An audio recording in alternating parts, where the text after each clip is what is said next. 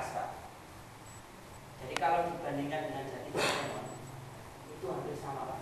Jadi gaharu itu merupakan salah satu enam dari pohon yang keras Pak.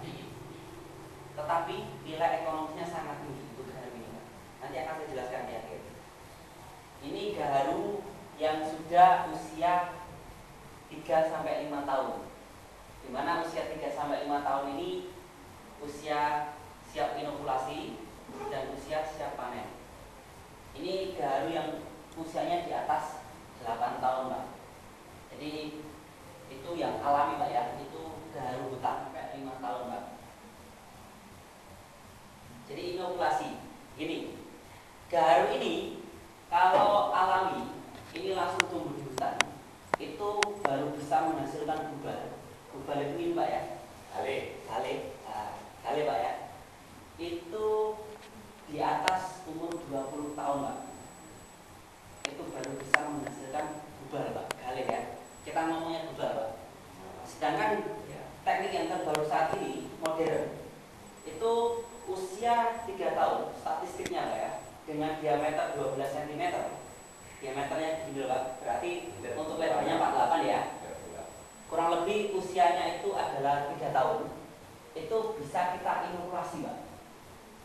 Jadi inokulasi itu adalah metode penyuntikan di mana bervariasi untuk lubangnya Pak ya. Minimal pohonnya diameternya sudah 12 cm. Nah, jadi prosesnya ini bisa dibor. Ini adalah proses pelukaan Pak. Ini yang teori tradisional ya. Teori tradisional. Nah, terus kenapa inokulasi ini harus kita lakukan waktu usianya masih sangat muda? Pertama, kalau usianya sangat muda, otomatis pertumbuhan untuk proses penyebaran serumnya itu kan cepat Pak. Karena pohon itu kan masih proses berkembang Pak ya. Beda kalau nanti serum-serumnya itu sudah sangat besar, otomatis kan gubal yang dihasilkan juga sangat minim Pak. Jadi tekniknya begini Pak. Serum ini itu merupakan salah satu jenis jamur Pak. Itu kita masukkan ke pohon itu untuk menghasilkan seperti tumor itu Pak, biar terjadi infeksi. Nah, akhirnya dalam proses seperti itu bisa menghasilkan gubal, itu bisa menghasilkan gale. Ini salah satu hasilnya Pak yang hitam ini. Ini merupakan gubalnya Pak. Nah, kalau teknik yang modern seperti ini adalah proses untuk pengeborannya itu 15 cm dari tanah Pak. Itu lubangnya kedalamannya bisa 10 sampai 15 cm dengan diameternya bisa 5 mm Pak ya. Ini proses inokulasi yang modern Pak. Ini adalah obatnya. Obatnya ini kita diamkan di sini kurang lebih selama 3 hari Pak. Jadi selama 3 hari, jadi biar serum itu menyebar ke seluruh isi pohon itu.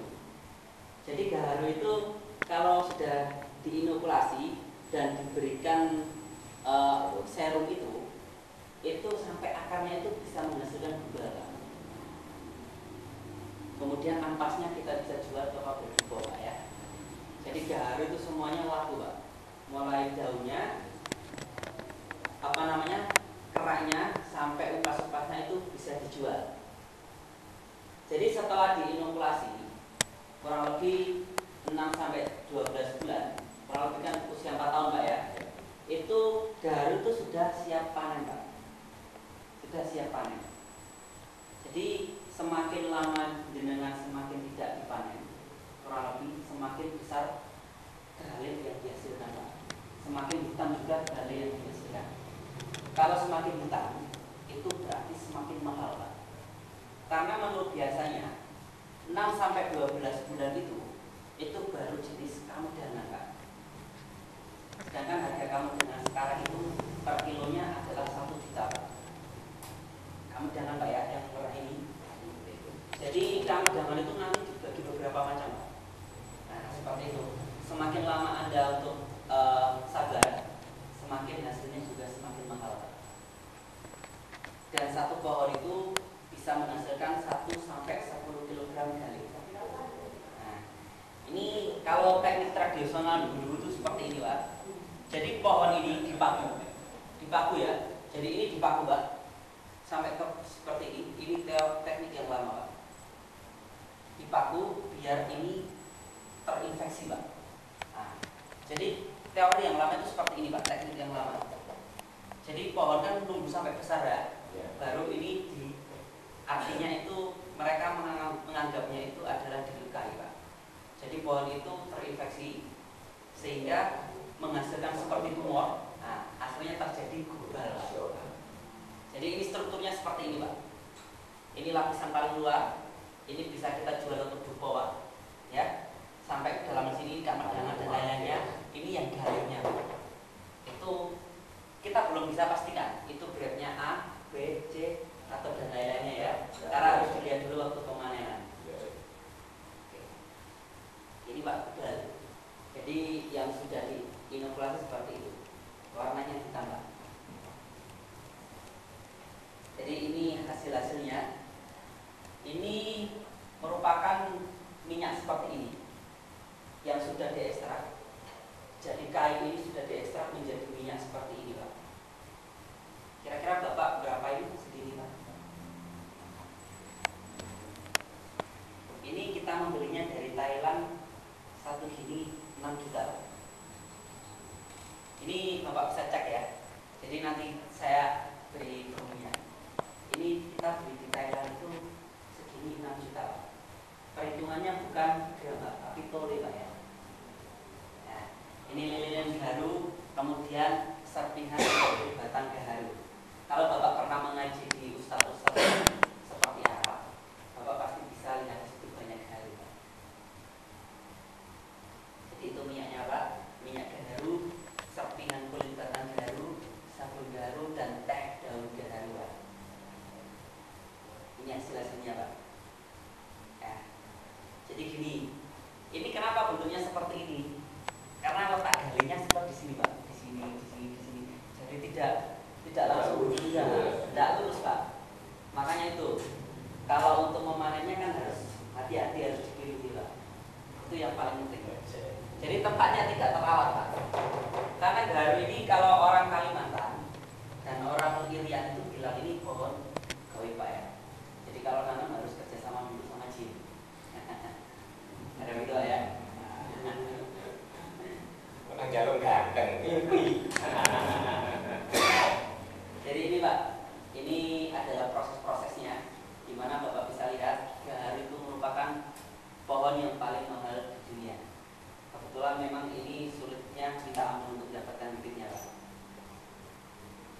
Ini Bapak bisa lihat, ini baru kemarin saya ambil dari internet. Baru kemarin Pak, saya ambil dari internet. Ini harga pasaran baru kemarin. Ini RM ini adalah Malaysia Pak ya. Jadi untuk kursnya Indonesia ke Malaysia itu 2.800 Pak. Kemarin Pak ya. Hari ini saya nggak tahu. Jadi Bapak bisa kalikan Pak. Berapa dikalikan 2.800 Pak. Dikalikan saja ini Pak. Nah, grade-grade-nya Pak ya. Bapak bisa kalikan itu. Itu adalah harga gaharu kemarin Pak. Itu grade-grade-nya ya Pak ya. Bapak bisa cek di internet. Kebetulan saya juga bawa modem, nanti bisa sama-sama lihat.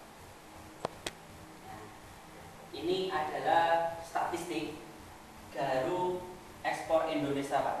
Jadi mulai tahun 2002 Indonesia itu untuk ekspor gaharunya sangat minim banget Pak. Awalnya sudah masuk 15% untuk kita ekspornya dari tingkat dunia. Sekarang di bawah 10% Pak. Makanya gaharu sekarang itu adalah nilainya sudah 5 kali lipat Pak.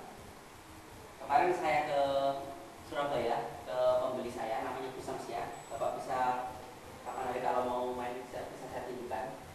Itu yang Super King. Super King itu malah tidak hitam Pak warnanya Pak. Warnanya seperti ini, seperti ini. Cuman memang lebih keras Pak. Nah, itu sekarang di internet itu 25 juta Pak. 1 kilo. Super King Pak ya. Itu kayu Pak. Galenya Pak. Galenya ya. Jadi kalau nanti Bapak di rumah ada internet, ada modem, Bapak bisa buka internet, harga Super King Pak. Itu sudah masuk 25 juta per bulan Pak. Jadi insya Allah Pak, kalau jenengan punya 50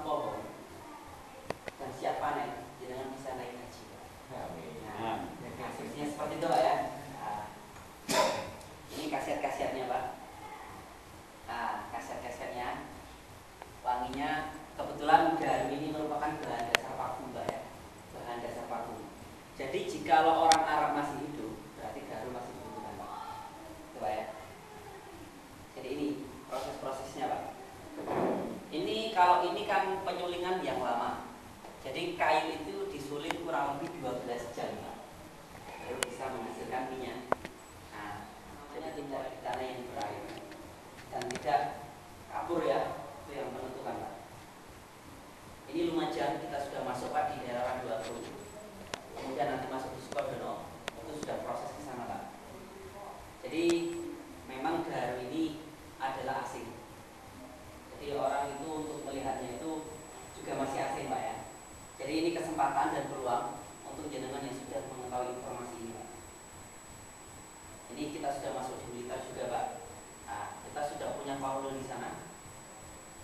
Kemarin kita ngirim ke Paiton. Jadi di Paiton itu kan ada pondok pesantren itu Pak, tahu kan ya? Nah, di situ tanahnya beberapa hektar Pak. Kita sudah jauh dengan Pak Yainya Pak. Kemudian itu di Bondowoso. Nah, ini kita masuk di Madiun Pak.